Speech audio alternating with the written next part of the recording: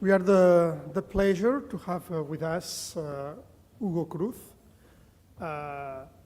and we will have a dialogue in the next 30, 40 minutes. So I'm sure you will enjoy this conversation, or just a few questions that he will just develop. So I won't introduce him in a formal way, just the curriculum, but I want just to tell a few words about who is Hugo Cruz. So he's a theater creator, interested in the participative dimension, and he has been developing many projects, not only here in Portugal, but also in Brazil and in other Portuguese-speaking countries as well. This is his last book. This is the Portuguese version of the book, but now the book is being translated, and I think in next May we will have the English version, and as well there will be a Catalan and a Spanish version as well. So it's fantastic. So to have all these books. He's also a cultural programmer, so has directed several festivals. So it's has as well this kind of profile, and at the same time he's a researcher and an external experience with artistic participation. So I think he's a multifaceted kind of person, and probably that is what gives the interesting thing for us, that he can use different hats, and the complementarity of these hats is what probably makes his reflection capacity very useful in the context of our specific conference. So what I will do is I will just start with some questions. I will start with the first question, and we will continue in this dialogue. During this day, you have been participating, so you have been listening and being part of the conference, which is fantastic because that means you are totally incorporated and you know what we are talking about, what kind of reflections in the breaking down groups we have been talking. So, in a way, participatory experiences are not new.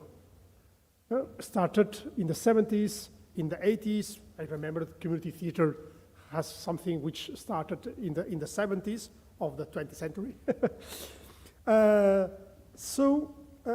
In which way we need to revisit this kind of experience, or we are reinventing this kind of experience and concepts?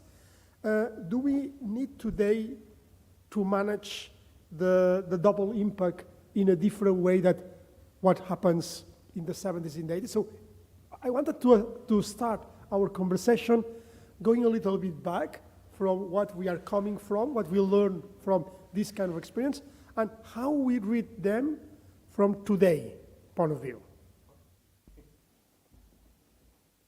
Muito bem, muito boa tarde, e deixem-me dizer-vos que é um prazer enorme e um privilégio estar aqui neste encontro, nesta conferência com esta temática. Muito obrigado pela introdução, Luís, e muitos parabéns à organização e a esta co-criação que ainda por cima junta dois projetos europeus. Organization and this co-creation, it brings together two European projects, quite a bit of complexity, so much different things to actually create a conference around participation. Well, I'm a bit in panic with this screen here in front of me with red numbers. I feel like I'm at the launching of a space ship.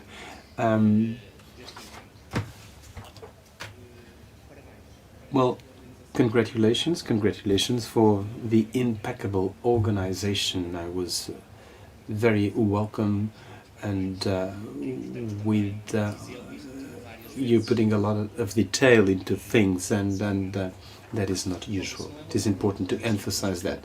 Well, that is not one question, Luis, rather two questions.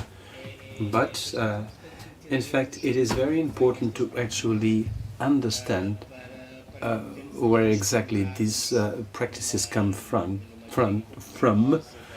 so as not to risk believing that we're doing something of extraordinary in difficult times of difficult social problems, because I think that this is where we have more systematic record, the Anglo-Saxon perspective. If we look back into the 70s, we have community art, which is very much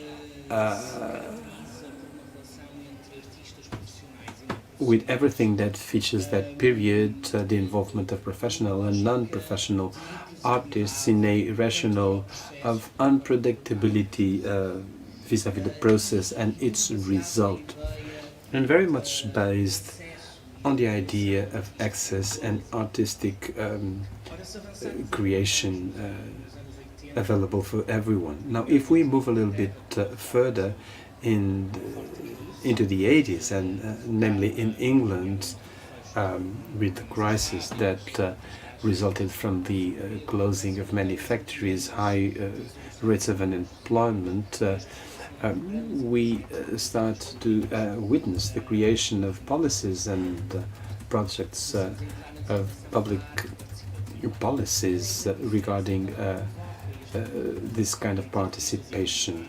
Well, this promotes this meeting between artists and communities, but at least it promotes, first of all, a sort of a more individual kind of thing. So these projects are proposed sort of preset, predefined, and based on the idea of developing personal skills of both individuals and communities in order to solve the problem of unemployment, as if unemployment was an individual problem and not a structural problem. And these are some of the biggest dangers of participatory art. I want us to actually have a bit of context of each situation, each reality. I saw this in your book, community mediators, if you want, and then actually decide things less participatory and more of a communitarian nature, maybe more interesting. We need to see what is community art in the European context, because it is difficult to do this kind of work. Now, let me go now to Portugal, because Portugal is a very specific, has a very specific context in European terms. Because in 1974,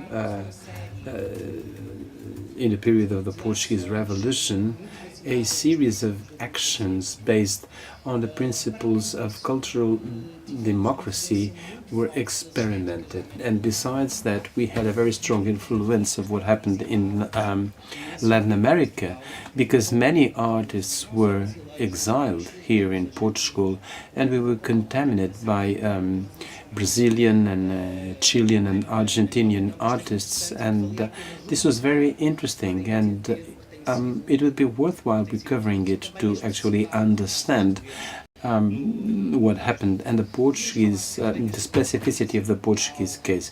We could be speaking about the fund to support youth organizations. We could speak of that, and when we entered the EEC, there is a certain weakening of this collective work also in the field of the arts, and it brought lots of advantages and disadvantages as well, namely a certain reverse movement moving from an approach of cultural democracy to a perspective that is much more centered in the cultural democratization. Also, as part of this Portuguese context, it is very interesting to understand the pre- and post-Troika situations. During the pre-Troika, we had a strong adhesion to these kind of policies, precisely because we were not witnessing a lot of major developments in this area. And the biggest boom, the most recent boom of this type of practices in Portugal, happens in this during this period, and as a response to the needs and the difficulties that were very difficult times, and much was actually questioned due to this financial support and what it meant. So in this post-Troika period,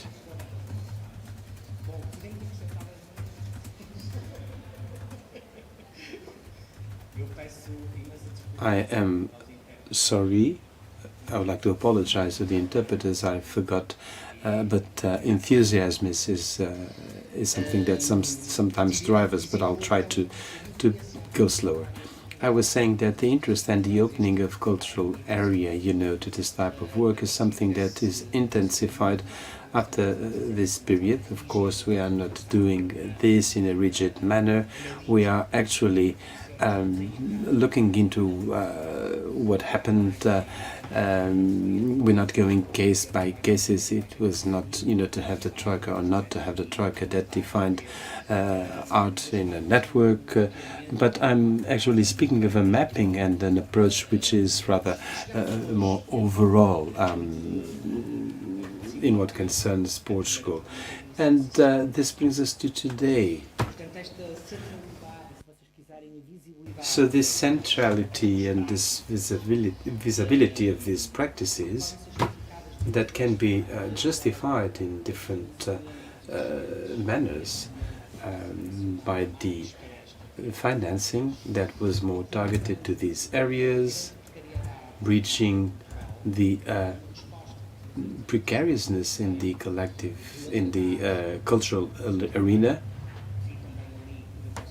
I saw, for instance, in your book that there is a certain questioning, and that was something I found that was great. I mean, not all the artists have a profile for this type of work.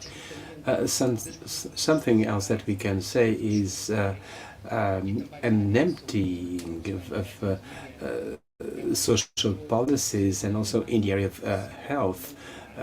Due to the pandemic, this was a sector that opened up to other areas. It was very difficult to work in this area, and the pandemic changed this relationship. And also a trend to actually implement the principles of cultural democracy. So I believe that this is a challenge. There are positive aspects, but there are also dangers. I mean, this is what an opportunity also has. It is a two-sided coin. And, between the social and artistic aspects of this type of work, an obsessive behavior of institutional agendas that tend to forget that the protagonists are not the same, the times are different, the calendar should be different as well. So we need to generate possibilities of communication between the different agendas, and sometimes the agendas that are chosen for this work are not the priority, and this is something that we need to keep in mind. Then there is an excessive professionalization of this type of work, and participation in the community should be based on intent. So everything has a concept. I mean, this can be a danger, and this can in fact kill the diversity of protagonists and the aesthetic of these practices. And last, a trend to perpetuate a certain of a confirming art that confirms everything, you know, things just the way they are, and where there is also a slight trend to, in certain situations, to standardize and to try to find recipes for working methodologies in this area. So I think that we should pay a lot of attention to these situations, reinventing the definition as well. This has to do with this and with the road that has taken us to what we are today.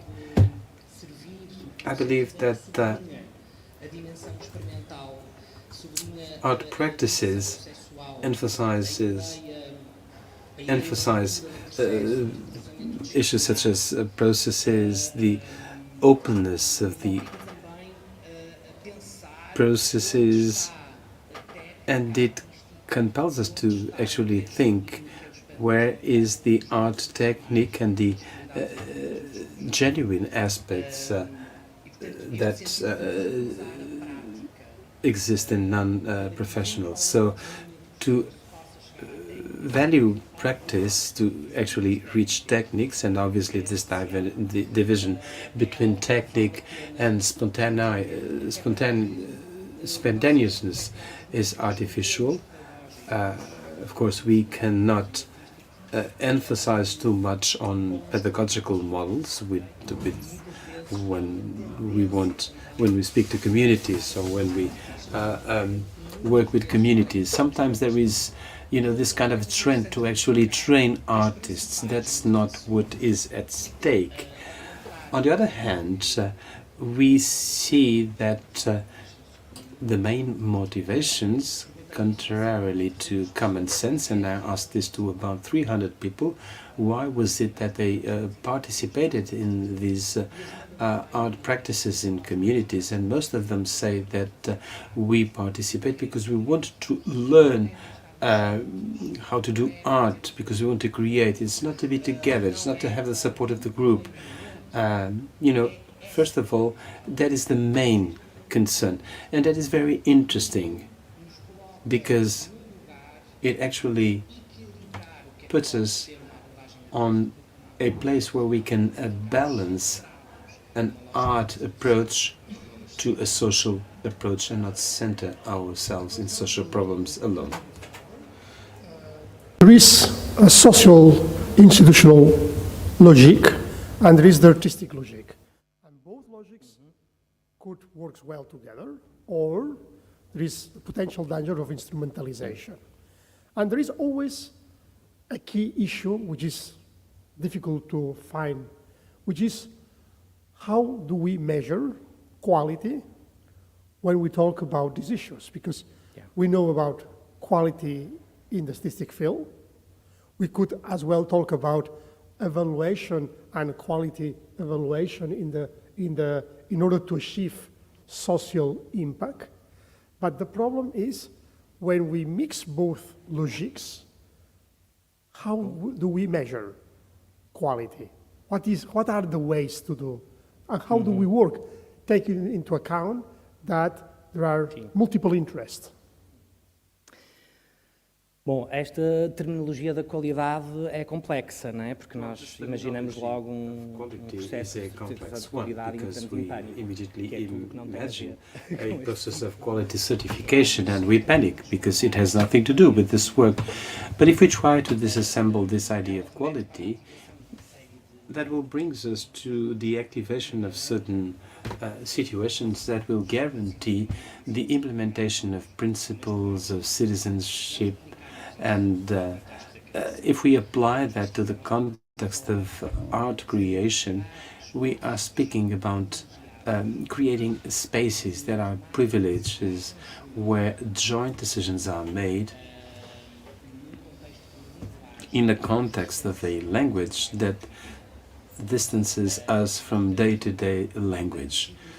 So trying to simplify what this idea of quality could be, this concept is something I feel is very relevant because it is the quality of participation, in this case of art and cultural participation, that help us to actually mediate this discussion between one idea of art for the sake of art and art with a social purpose. Now, the idea of art becoming an instrument to an extreme, and a distancing of artists from social realities on the other hand. I think we also have to speak about cultural and artistic impact. We do not need to be afraid of the word impact, because these practices have a mode of producing knowledge, and from that point onwards they activate the social dimension, the community dimension. If we do not have this, it will be more difficult to activate these dimensions. So this is most of the times the starting point, and we are not aligned with regards to expectations, to the language, the vocabulary. The protagonists are very diverse. They come from different areas, health, art, culture areas, and we need not to fine-tune on what we are saying. Sometimes we use the same words, but we are speaking about totally different things, and the contrary also happens. So all the time that we may lose, I mean, we're not really losing, we are actually gaining, will be very important to actually decide which kind of orders we can put, in this kind of situation. Now, with regards to participation is almost, today, a panacea to solve the problems of democracies and their frailness. And sometimes they propose participatory processes that are incipient, that are an illusion, where in fact people do not have space to participate. I give the example, for instance, of Big Brother. People have the idea that they are participating because they phone, they are voting, they make comments about what is actually happening. But in fact, the whole format of the program is defined. The profiles of the public are defined, and reactions are assessed in real time. So, the idea that common citizen has, that this is an act of participation, and that his participation is efficient with regards to the reformulation and changing the course of that program, it's just an illusion. And this is also applied to art proposals, depending on the aspects and the features we activate, and that relate very much to the quality of cultural and artistic participation. So this is a connected process with responsibilities and commitments, where we are involved in the making of shared decisions. This is very nice, but in practical terms, this is very complex, and we need to be careful. Otherwise, this will be very damaging. The idea that we can propose things to people because they can participate and that it is good. No, it is not. It may not be good to people. It's this myth that maybe we should this participatory practice because it will not harm people. Well, it can harm people. It can harm individuals, communities, if it activates conflicts. And institutionally speaking, it may result in relationship difficulties between institutions and communities. It can harm situations. I think this is a very important myth that we need to disassemble. And vis-à-vis this quality, I would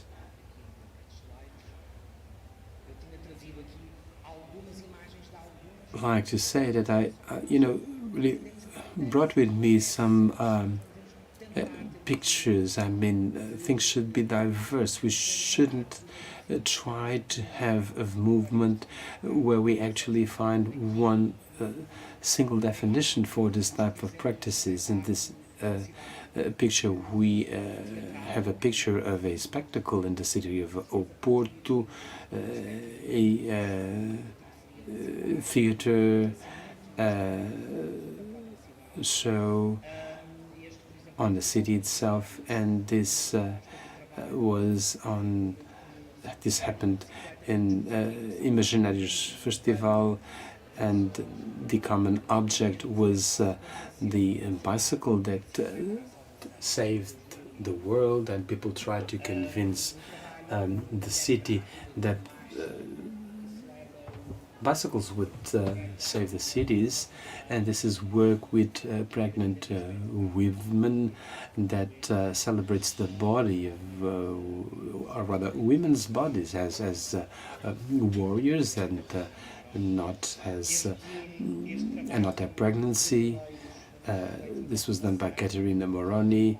This is Occupy movements, and we do have some movements of this kind here in Portugal now. This was in Brazil during a movement called Quebra-Queima. Here is a representation and a reinvention of an utopic town, reformulating names of streets and places. Suspect collective, a relationship of two people as a basis to reformulate their communication. And here, this is a work in the field of music that is associated to the occupation of public spaces. And Bonaband, I usually use this picture because it sends us to a place in Rio de Janeiro, Tiradentes place. We have a group here that includes black young people of a periphery, and they perform their show on this place. And this, I think, this work is very important, and obviously the presence of the police car over there during the work of these young people, and this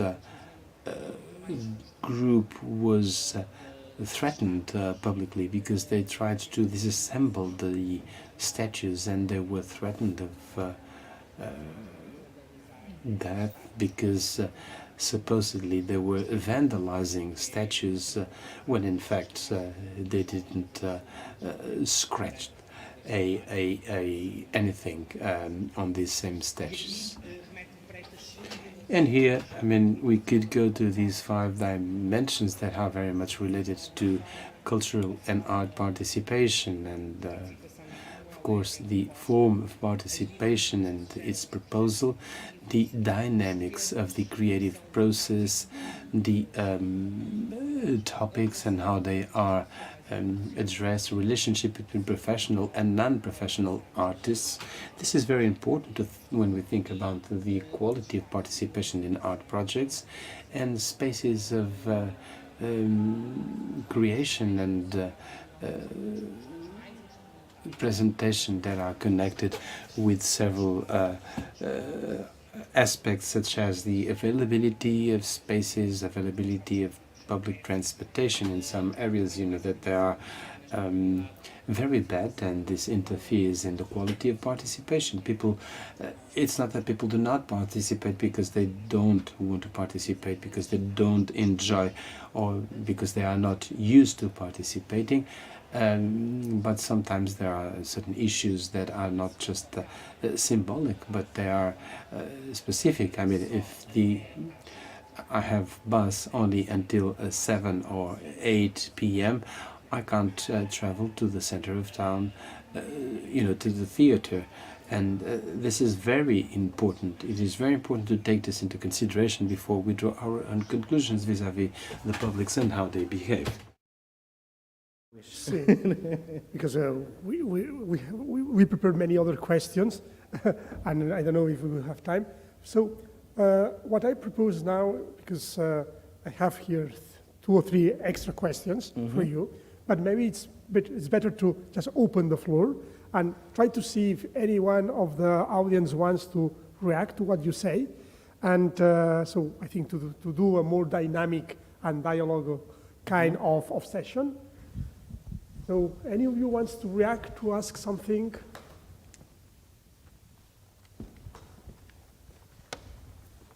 Well, I don't see anyone. Yeah, Milena.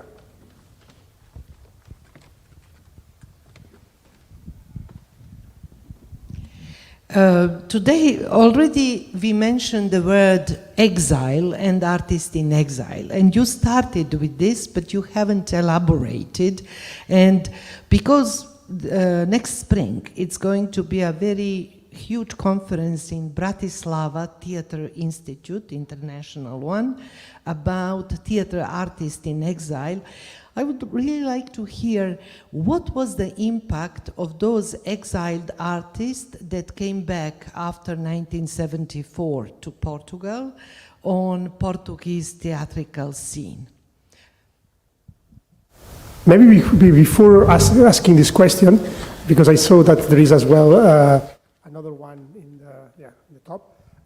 By the way, Milena, what is interesting is not just here in Portugal. Also happens in Spain, because we also receive many people.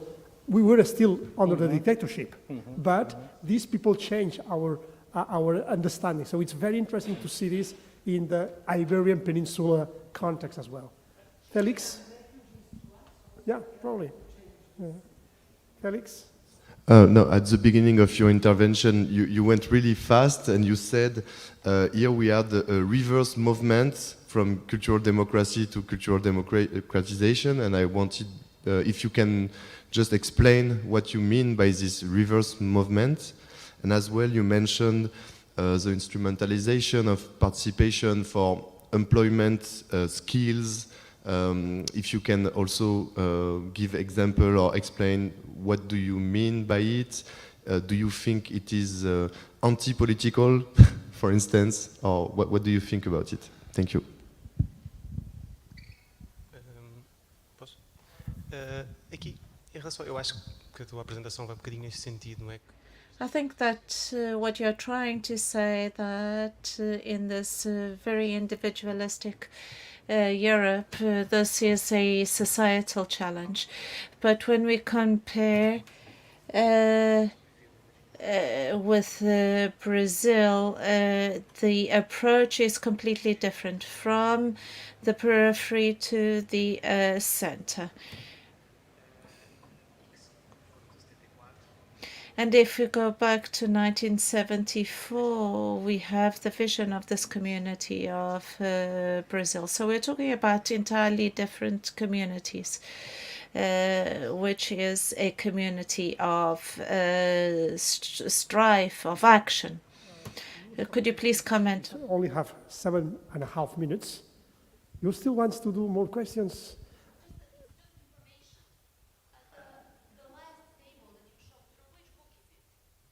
Okay, sorry? The table that you show. He wants to know from which book is this one. But you have an article with English version with this. Okay, try to be very synthetic in your answers, because there are many questions here, and it's not easy in 7 minutes to answer everything. Muito obrigado. Ufa, vamos lá. Isto é o que dá a disparar em muitas direções. Como diz o meu amigo. Well, as Walter Ugumem says, you like very narrow streets. And it is exactly that. I did not quite understand the idea of exiled artists, but then I understand at the end of the question. Let me give you an example. Many artists stayed in Portugal and continue on the scene with an aesthetics and in a context of dictatorship, which is very important. But then we have Augusto Wall, who was invited to teach at the Conservatory of Music. He taught for very short time, and then he taught at the funds supporting youth associations. I would say that there is a generation, particularly in theatre, who in Portugal were clearly contaminated by these perspectives, as by others. And there was an environment, an atmosphere.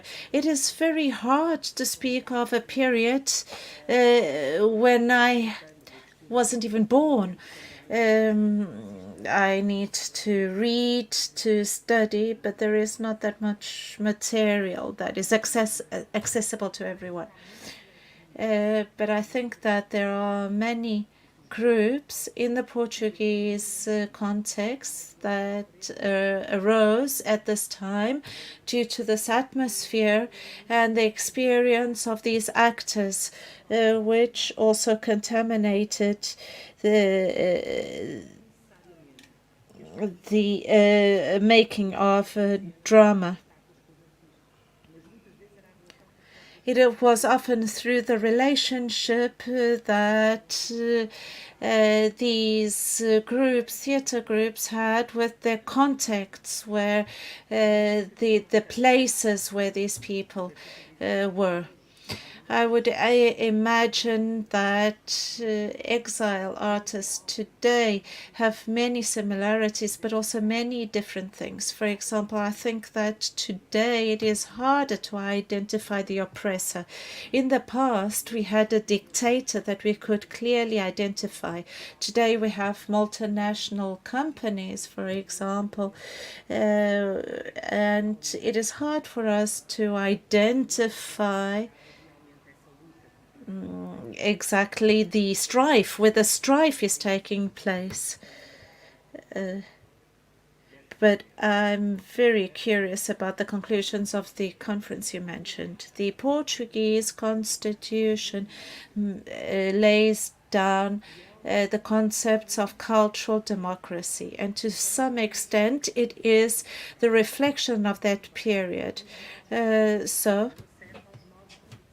We have access to different production that is closely linked to this point in time. Felix, thank you very much for your question. I would say that work brings to mind the dangerous idea of the commissioning of works. One thing is to have different areas working together, trying to find common goals. That is fundamental. An entirely different thing is the funding of projects.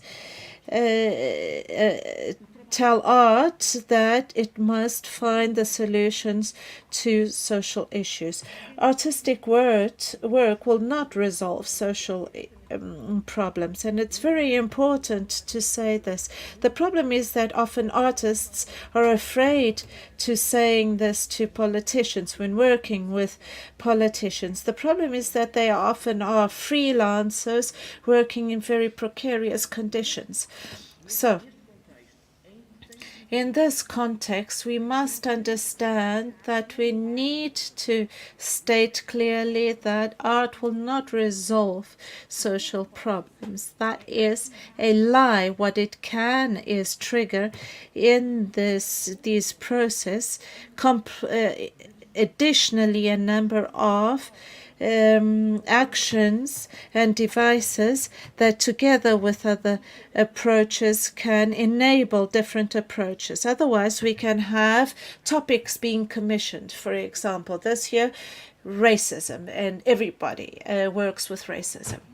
Of course, I'm only extrapolating, but what I'm trying to say is that what we are doing is removing the potential of something that can be social, artistic, and cultural. So, from this perspective, Felix, I think that this is not very clear in practices when we only focus on an agenda. This is what I was trying to say. And namely, in the context that I am most familiar with, in the Spanish and Portuguese context, financing in this area comes from the social area and also from the environmental area. So we must understand this very well. We need to be aware of this. Participative and community artistic practices, must they speak about the environment, or must artists rethink all of their activities based on principles linked to environmental issues, which is actually a challenge that is put to society as a whole. So this is just to position us. I apologize because we have an issue with time. The Library of Marvila is going to close. Well, Ricardo actually made a comment and not a question. Well, you're right. We are talking about different contexts. I only wanted to show diversity and how contexts are linked to geographies, and exports and imports must be aware of this. Thank you very much. Dialogue, well, not a dialogue, you were talking all the time, but in any case, I think I enjoy a lot. So I really recommend you to read the book. The book now is in Portuguese. It will be in the end of the year in Catalan and Spanish, and next May in English. So I think it's, thank you very much for what you shared with us. Obrigado e desculpem este desfazamento de tempo.